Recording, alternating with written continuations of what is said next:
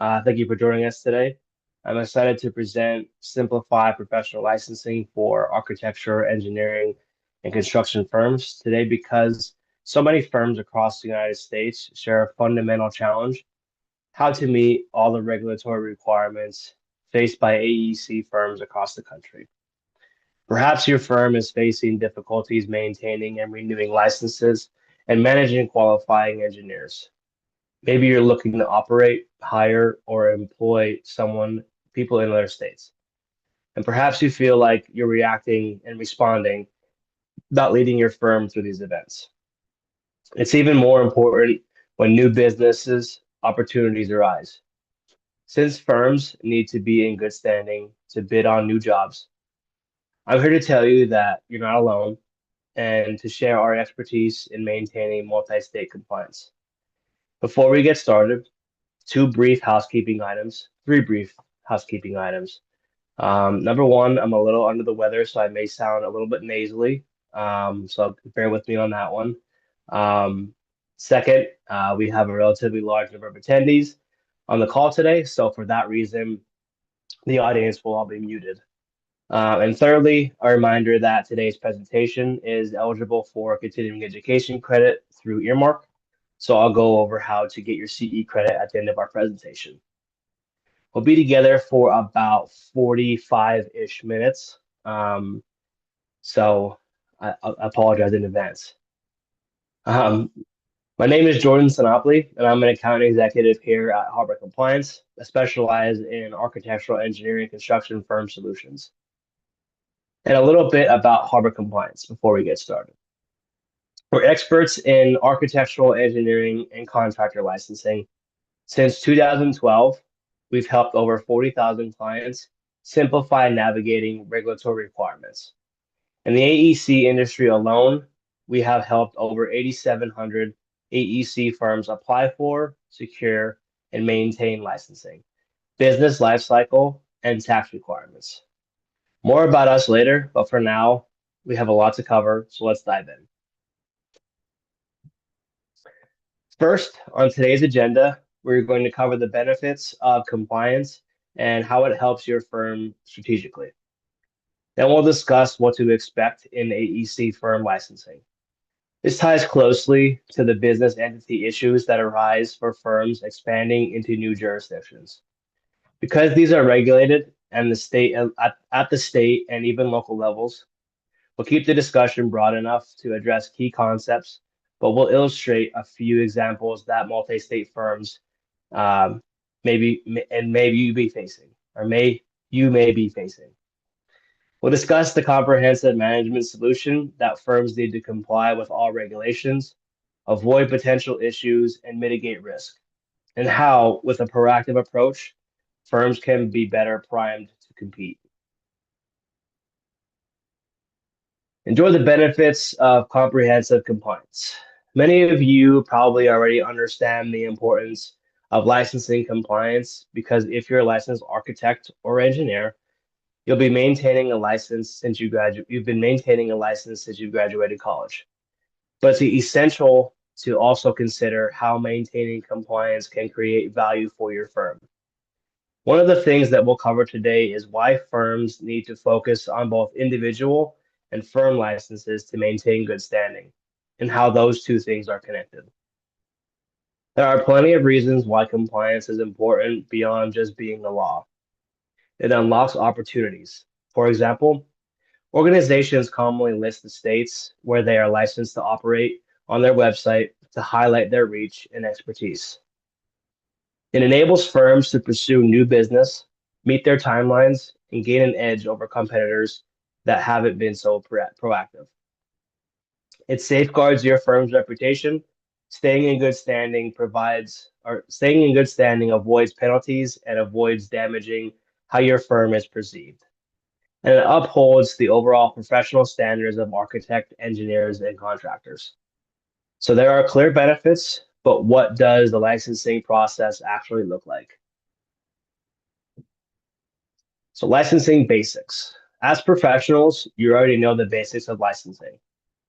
You know, the AEC firms are regulated by the state and local agencies for public safety reasons. Licensing helps build public trust that bridges and buildings around us are safe and sound. You also know that the licensing process requires engineers and architects to complete professional education, sit for proficiency exams, and keep up to date with continuing education credits, which they are then report to the state licensing boards as part of their renewal process. You probably also know that firms also face licensing requirements. Before companies can apply for licenses, known as certificates of authorization, they need to ensure that their legal entity or entities meet certain requirements around naming, business structure, and ownership. Once those prerequisites are met, they have to register their legal entity with the Secretary of State. And importantly, they have to select at least one qualified individual as professional in responsible charge, which sounds weird. Usually we just call it a qualifier when applying for an AEC license. From that point, both the firm and the individual need to renew their licenses regularly, and the legal entity needs to maintain registration with the Secretary of State or local equivalent. The link between the qualifier licenses and the firm's certificate of authorization is absolutely key. If the qualifier fails to maintain their license, it puts the entire firm's ability to transact business in that jurisdiction is at risk. Let's take a look at jurisdiction interdependence. Something that is vital to recognize is that even though each state might have its own set of unique requirements, which we'll dig in a little bit deeper later, they don't exist in a vacuum. In fact, nearly every licensing board asks about legal and financial penalties occur in other states. That means that if you fail to complete your regular licensing requirements in one state, the damage can spread to everywhere where you may do business. In other words, when you lose good standing in one state, you might lose your eligibility to apply for licensing elsewhere.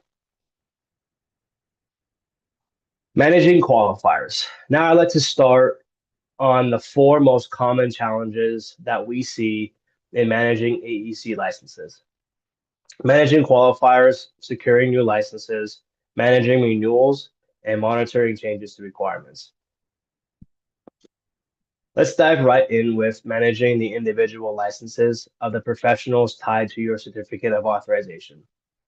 These are referred to a lot of different names, such as professional in responsible charge, managing agent, qualifying professional, etc. For simplicity, we use the catch-all term of qualifiers. Qualifier is the licensed individual designed on your firm's license, designated on your firm's license as being responsible for the firm's work in that state. As the saying goes, there is the license on the line. Managing qualifiers is critical for businesses because, as we just outlined, the licensure of these individuals directly impacts the overall standing of the firm's license. This quote for the Secretary of this quote from the Secretary of Illinois illustrates how important this is. The design firm will become inoperable for all professions if the license of even one managing agent becomes inactive or not renewed. That's why it is essential to be on top of every single license for professional and responsible charge at your firm. In most states, without a license qualifier, the firm's initial license application will be denied. Also, any change in the qualifier's information or a change in a qualifier altogether must be reported within a short period of time. Usually this is within 30 days, but in some states, it can be as few as 10.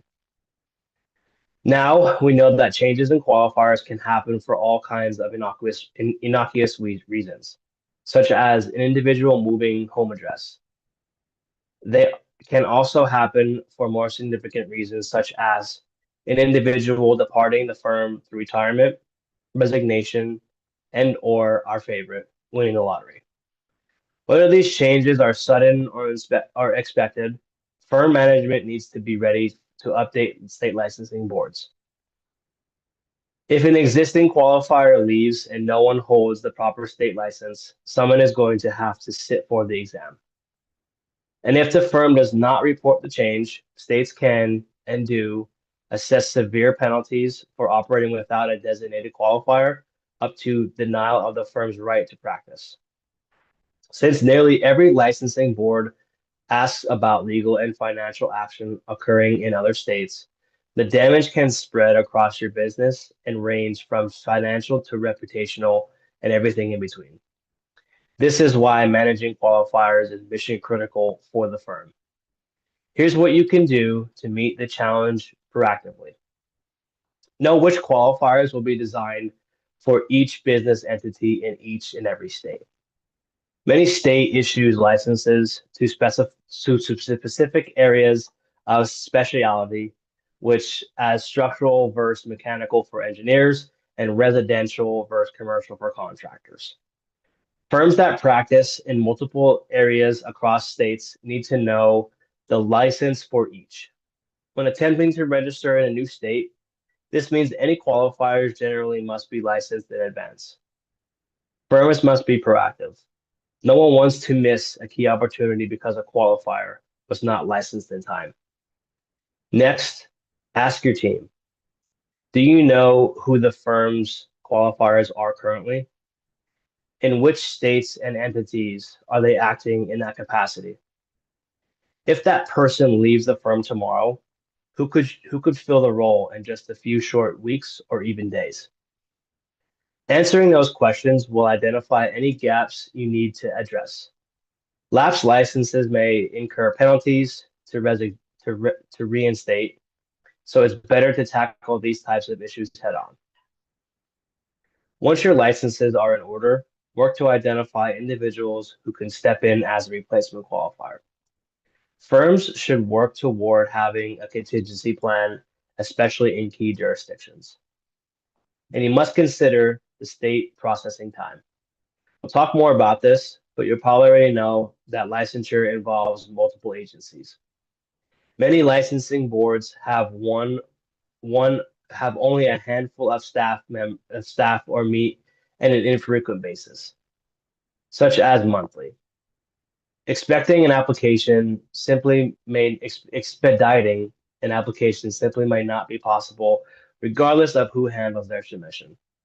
The state of New York, for example, can take upwards of 4 months to approve the formation of a design professional corporation. And that's assuming everything was submitted in exact accordance with the state's rigorous standards. As a result, management must take a significantly longer term view with respect to licensing. Compliance becomes integral to the firm's ability to pursue out-of-state opportunities, as well as maintain the right to practice on an ongoing basis. It is simply not possible to react and attempt to pursue licensure in response to an opportunity. Most times, that opportunity has already passed. Finally, much like managing firm licenses, firms need to invest in a way to manage qualifiers. An ideal solution includes software to track qualifier information across states, giving management immediate visibility into who is licensed where, and producing an actionable list of tasks whenever a departure occurs or is imminent. Apologize, that slide was a little bit long. Like I said, I am nasally and sick and maybe cross-eyed, so I apologize. So securing new licenses. The next area I want to dig into is applying for professional licensure in the first place. There are over 800 state and local licensing requirements across the United States. Researching and understanding the varying requirements for each license type in each jurisdiction is a massive challenge. Each state may have business and licensing requirements with certain prerequisites involving firm licenses, individual qualifier licenses, and entity registration. It's important to understand the order in which these applications and supporting documents must be submitted. And not only do you need to apply for and secure these licenses, but you also need to communicate them to the rest of your firm. The marketing team wants to submit bids, but they can't bid in states where the firm isn't yet licensed. You need to make sure that they have clear insight into where they are already licensed so that they can act on new opportunities. Similarly, HR might want to hire employees in a new state, but they don't know whether the firm is already licensed there. So they might miss out on a highly talented candidate. State by state variations. One of the most common times that firms need to obtain new licenses is when they're expanding into new states, which brings us to our next topic of foreign qualification. When registering for foreign qualification, the exact requirements can vary tremendously, and AEC firms are particularly susceptible to hyper-specific restrictions. I just butchered that sentence. I apologize. First off, different states can structure the process differently and have varying forms that need to be filled in with appropriate state agencies, Secretary of State, Department of Revenue, and licensing boards, all before being able to transact business. Because of these differences, there can also be a huge variation in processing times and expected approval timelines. Take a look at an example of that in just a minute. It's also important to research each state's process and the order of operations between agencies when registering the business in another state, which we'll dive into in another minute. Lots of minutes. AEC firms face business structure requirements when foreign qualifying as well. You're probably familiar with certain professional entity types like professional corporation, professional association, or professional limited liability company. Professional entities are registered and named at the state level, and the requirements also differ from state to state. In addition, many states have distinct entity name requirements for AE firms. In most states, only companies that are authorized to practice engineering or architectural or engineering are able to use those terms in their legal names. Other states actually require that licensed firms use those terms in their name. For firms that were originally formed in states that don't require one of those words, they may need an assumed name in the new foreign state that includes the term in order to comply. And the forced assumed name must be used in state on everything from tax accounts, firm licenses, and even contracts and invoices. As a matter of consumer protection, states want to have the principles of AEC firms operating in their states to be licensed, hence qualified to run the practice. But states have varying ownership thresholds. That's one more thing you have to consider when expanding your business. And while you're entering all these new states, don't forget about tax registrations. As you go through the process of expansion, it becomes more and more challenging to lean on different tools and vendors. Centralizing your licenses via one platform can make the expansion process far easier, so you always know where to find the correct information. You can see the QR code on the screen there. We've put together a comprehensive guide to foreign qualification, so definitely use that as a resource if you plan on foreign qualifying in the near future here. So I do have a poll question here that you should see on your screen in a second. And this is for expanding registrations, basically. Seeing if you are going to expand in the next 6 months or so, and then we'll be able to compare some of the other colleagues here on the call on what they're planning on doing. So you should see that now. The question is, does your firm need or plan to register in additional states within the next 6 months? We'll give that a couple minutes here, maybe a minute or two, see what we can get here, and then I'll share the poll so you can see.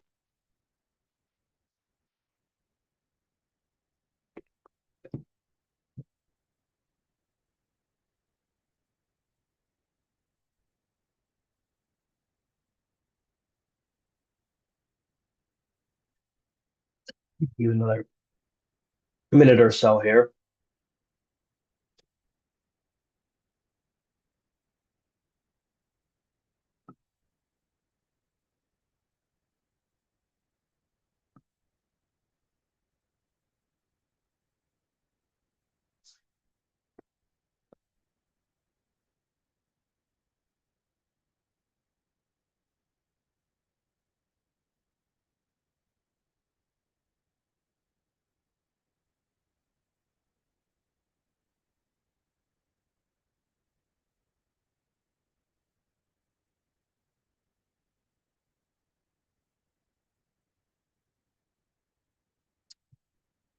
Okay, let me go ahead and end that poll. I'll share the results. So the majority of you may be planning or maybe thinking of additional states within the next 6 or so months. I also, there is a chat for anything for, if you think of something that you wanted to ask before the question and answer at the end of this, you could put a question in the chat there. We'll see if we can get some answers on any of those questions. I did have that at a just panelist only. I did forget to kind of change that to everybody so everybody can see there and chat with each other if necessary. So I'll go ahead and stop sharing that, and we will move on with the presentation. So the next slide is understanding the order of operations. As I alluded to earlier, firms need to fully understand the order of entity structure, naming, and ownership requirements before attempting to register or pursue licensure in a new state, because of the order of operations between state agencies varies. In some states, like New York, we're picking on New York a lot, so I apologize if any of you are currently living in New York, but it is a very tough state to get into. Um, so in some states, like New York, an engineering firm actually has to begin the process of licensure with the state education department before it registers with the Department of State. But in others, like South Carolina, the entity registration happens before the firm applies for its license. And in most states, at least one qualifier must first have their individual professional license before they can apply for a firm license. With all of these different requirements and restrictions, many firms end up creating new entities for their work in different states. That can allow them to better meet the structuring and naming requirements for each jurisdiction. The downside of that is that each entity has its own BOI filing requirements, so creating entities creates additional reporting on that side of life.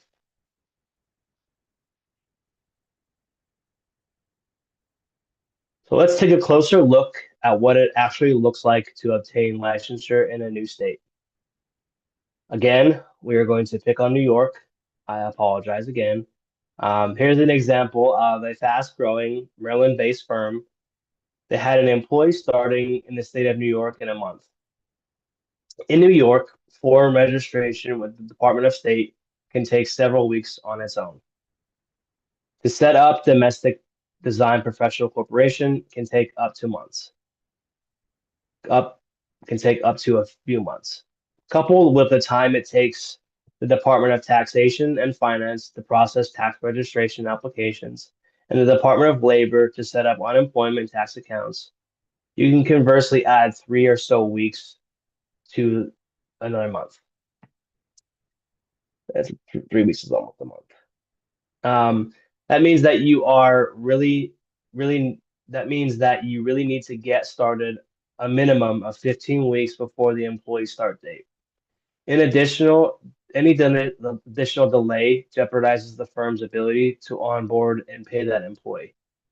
Firms everywhere are running into the same issue, setting up in each state, especially filing and securing various registrations and accounts across agencies takes time. With out-of-state registration, it's not practical to wait until you have an employee ready to start. and it's not efficient to repeat the scramble each time a new state is needed. Management, and especially HR and legal teams, need to be in lockstep, reviewing the hiring pipeline and ensuring registrations are in order as soon as it becomes feasible. The next area I want to focus on today is renewals. You're all set up and fully licensed in a new state, but eventually you'll have to renew those licenses. So what does that entail? To start, there are some obligations that every business has that must be renewed regularly. We've touched on each of these already: qualifier licenses, firm licenses, Secretary of State registration, and any unique state requirements. Renewal applications usually require proof of good standing from the Secretary of State as well. And keeping all of these up to date is important because there can be consequences if a filing is missed. If a business misses even a single filing, it immediately faces consequences that start with late fees and increase all the way up to administrative action and the denial of the right to do business with a state. Administrative action can usually be undone by a process called reinstatement, when the firm pays all the back taxes, filing fees, and penalties, but it's a costly and lengthy process, not to mention the reinstatement becomes part of the business's permanent record. Sometimes firms that have an entity that no longer operates in a state, so they decide that they don't want to pay the fees or keep up the obligation to maintain it. Then suddenly they find an opportunity in the state a few months later. But now they've fallen out of good standing and have to play catch up. They end up paying more in their reinstatement fees than the original filing fees. A more cost-effective option would have been to withdraw the entity and reform qualify, or to maintain an agent and file the necessary end reports all along. In general, both maintaining an entity and closing it properly is less expensive and less risky than letting it lapse into non-compliance. We've broken down the renewal process into 4 steps: research, prepare, submit, and monitor. Let's start with research. The most important thing is that you take time to know exactly what you need to file in order to renew all of your licenses. Yes, that includes most of the materials you originally submitted for your initial application, but requirements can also change year to year as state governments update their processes. Once licensed in any given jurisdiction, your firm will have license ID numbers, registration dates, changing requirements to navigate.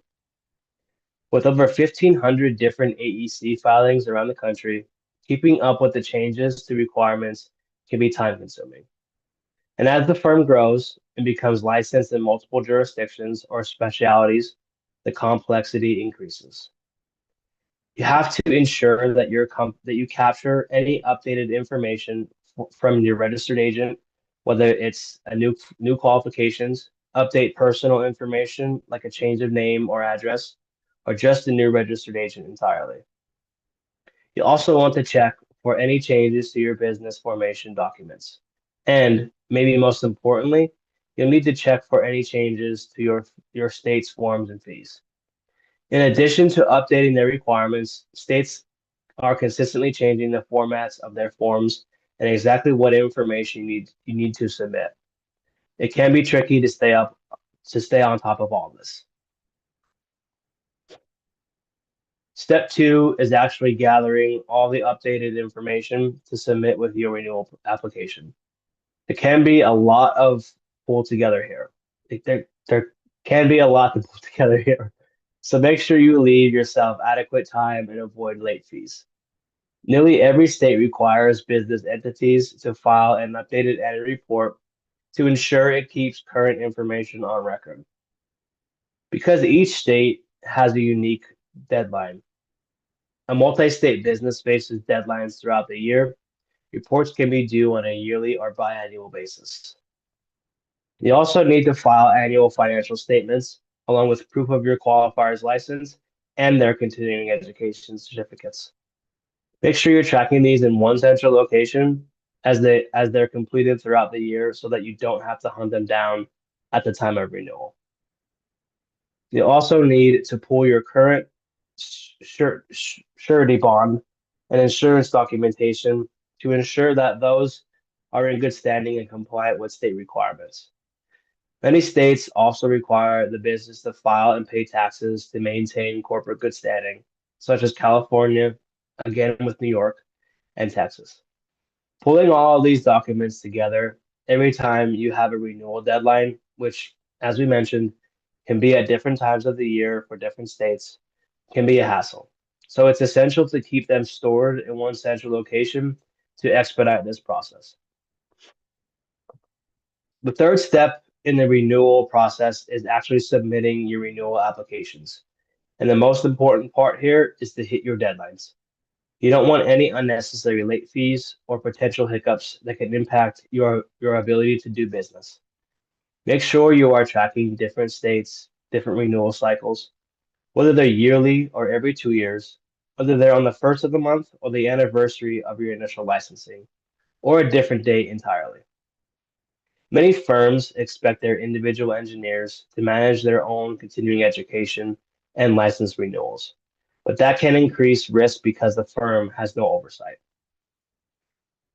Because even a single lapse license for a qualifying engineer can have major consequences.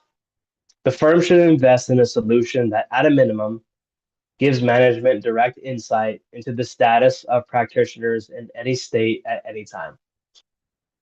Finally, be aware that the more jurisdictions you expand into, the more complex and time consuming this process can be. Be sure you're allocating the proper resources and implementing the right systems to streamline it. Relying on spreadsheets and manual reminders runs the risk of a critical lapse, leading to direct financial penalties. More importantly, it risks a gap in the ability to operate and secure new business within those states.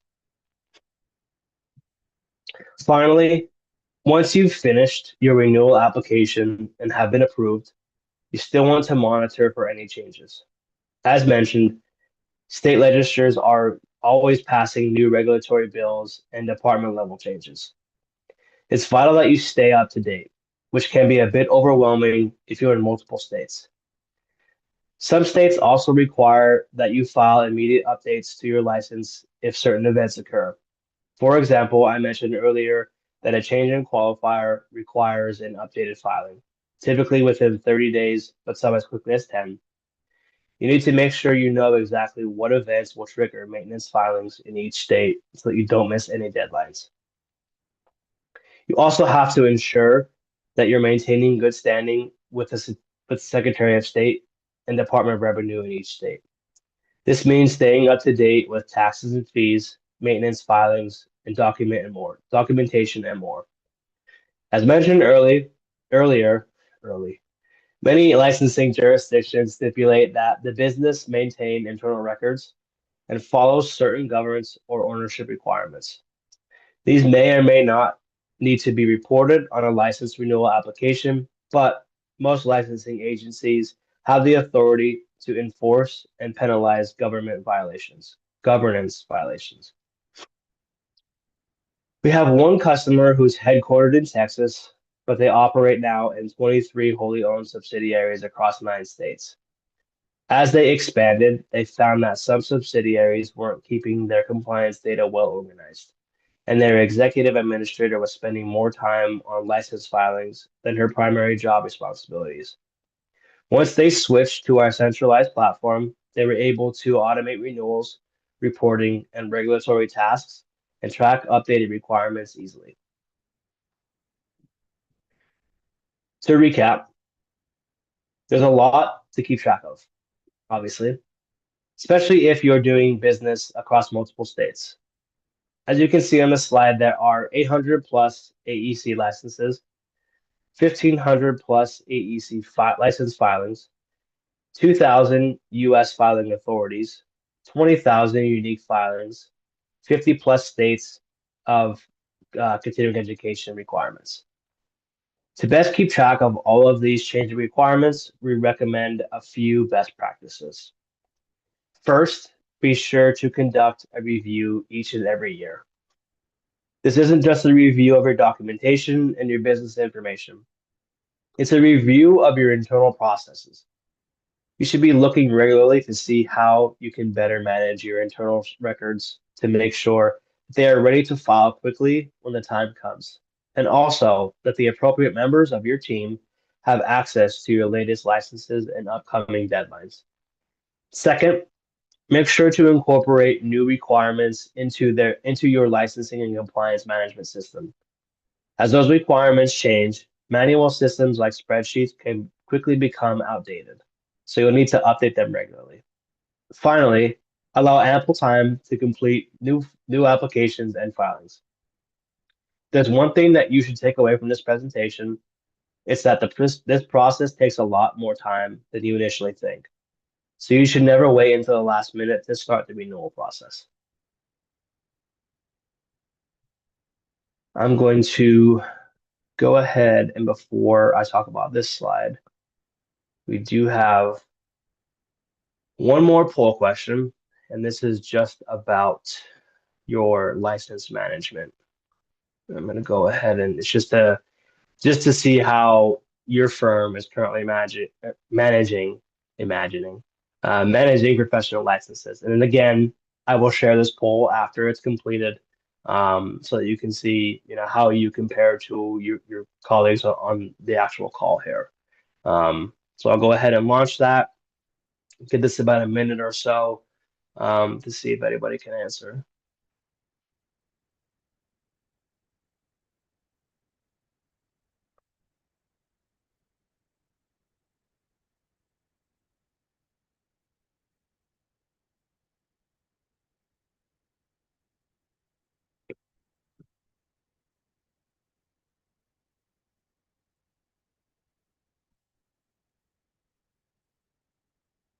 So we'll give this about a minute. Anybody a chance to Anybody a chance to answer?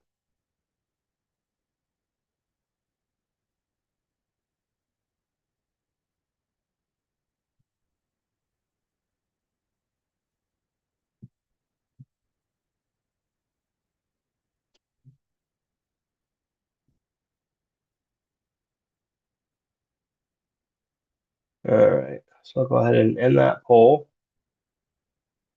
and I'm going to share the results. We can see here it's pretty kind of evenly split a little bit between spreadsheets, an internal system, and a third-party provider. Um, Spreadsheets are obviously, um, some of the ones that come up the most often for us as we talk to AEC firms. Obviously, it's the first thing that you go to. Is to kind of keep everything in order and tracked is a spreadsheet. Um, Internal systems are great, because they add the extra added factor of, reminders and, due date following, all that kind of stuff. But with those two things comes with a scary thing of multiple people being in there. And obviously, if something gets removed or deleted, it's gone forever until you go to look for it and it's not there. So that's the biggest risk between spreadsheets, and internal systems that were set up. And then a third-party provider would be like Harbor Compliance, having that regulatory data updated all the time, having the ability to track those licenses in one central location, keeping everything under one roof, in regards to Secretary of State registrations, individual licenses, and firm licenses. That's my spiel there. I will not talk about, the software and what we do, anymore, I promise. We will continue on the presentation. Like I said, there will be probably a question and answering, session here at the end that if anybody would want to ask any questions, and get a quick answer for those questions. So at this point, we've covered key licensing, entity, and tax issues, both as concepts and in example forms. Let's now talk about specific ways a firm can navigate this regulatory environment. It all starts, again, like we mentioned before, with proactive and comprehensive systems for your compliance. As you'll see, it involves a top-down strategy as well as the right people, process, and technology to execute. These are key components of what a proactive compliance system might include. Establishing a system for business information records, tracking entity, tax, and license data, managing corporate tax and license filings, maintaining registered agents, timely notification of key staff. Have command of the renewals of the firm and professional individual licenses, and corporate CE requirements and certifications, defining internal roles and processes. To be clear, every firm is unique in their own way. What we share here in general is general in nature and based on our extensive experience working with organizations of all sizes. But what we encourage you to take these ideas back to your management teams and legal counsel in order to shape your overall compliance program. Harbor Compliance offers a solution to many challenges, many of the challenges you've heard presented today. We've taken these strategies and built a suite of services and software around them. We've built cloud-based compliance software and continuously maintain a database of nationwide requirements. It keeps everyone in your organization up to date on your registration status in each state. It provides a secure, efficient, and effective way for your organization to maintain and access essential compliance information. Of course, organizations that register in multiple states and have multiple entities gain additional value. Access to our software is available as part of our managed services or standalone. There are 4 purpose-built modules: License Manager, Entity Manager, Tax Manager, and Records Manager. So when we talk about needing a single place to manage registration data, records, and reporting deadlines, our software modules do just that. They provide your organization with valuable reporting insights needed to easily assess where your business is registered. I just noticed here on the next page that is not who I am. That Kevin Miner is one of my colleagues. If you wanted to reach out to him as well, his information is now on screen. At this point, I want to thank everyone for joining us today. As I mentioned at the start, today's session is eligible for continuing education credit through Earmark. You can use the QR code on your screen now to download the Earmark app. And after the session concludes, we'll email out a 5-question quiz. Once you complete that quiz, you'll receive your CPE certificate. At this point, I want to thank you for joining me today and offer you a free Harbor Compliance score. Please let us know in the chat box or reach out to us after this presentation. Thank you again for joining us. Enjoy the rest of your week. I will stick around in case there is any type of question and answering that anybody would have here. I did see one question from Patricia. Does a licensed individual have to be an owner of the firm in order to be a qualifier? The answer is no, anybody could be a qualifier. There are just certain requirements to become a qualifier in a certain state, but it does not have to be an owner.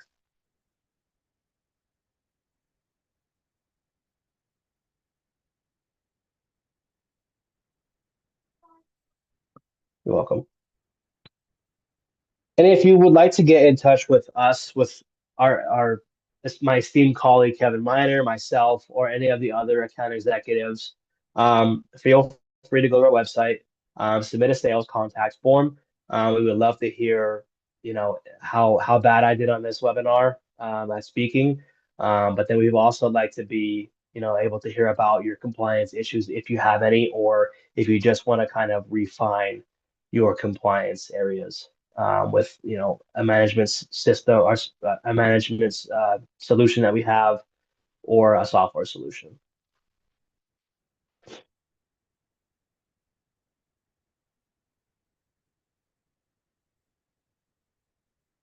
Again, like I said, I'll stick on here for a couple more minutes just in case anybody thinks of any questions or has any comments on how I can do webinars better. or anything like that, I'm open for all and any.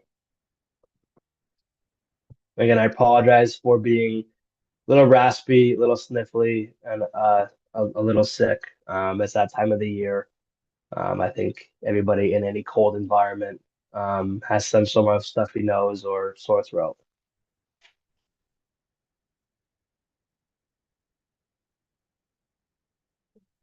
All right, everybody seems to be logging off now, so I will as well. I will end the webinar. Again, I appreciate everybody's time. If you have any questions or like to get in contact with us, please let us know.